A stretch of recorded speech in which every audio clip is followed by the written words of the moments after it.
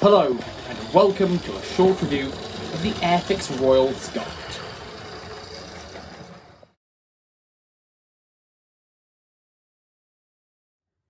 The locomotive comes packed in the normal sort of early 80s Airfix Great Model Railways box.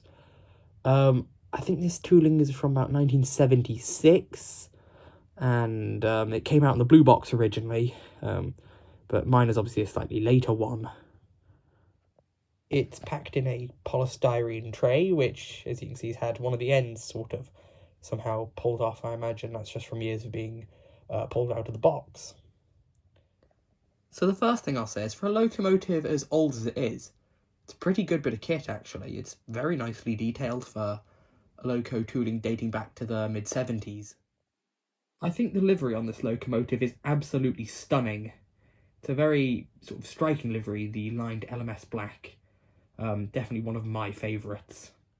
It comes with a pre-fitted vacuum pipe, but unfortunately we are looking at one of the model's main weaknesses, which are its buffer beams.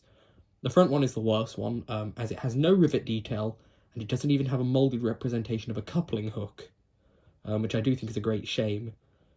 You can see the very shiny handrail, which, yeah, I understand why people say that they don't like all the shiny polished metal on this loco, because it is very unrealistic. I like it, but I do know that it is obviously not realistic. Yeah. On the splasher, you can see the separately fitted Royal Scots Fusilier nameplate, a separately fitted reversing rod, and there's even some separately fitted pipework.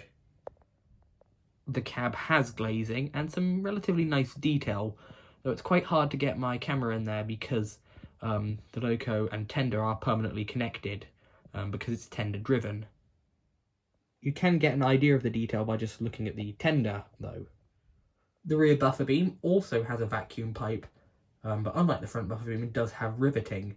However, it also does not have a coupling hook. I bought my model at the end of 2019. It only cost me £28, which for a fairly large 460 is a very good price. You can still find them for usually about anywhere from £30 to £50, if you know where to look. So they haven't gone up in price that much. I think, yes, they've got their issues. The overly shiny metal parts and lack of detail on the buffer beams are the main issues I have with it.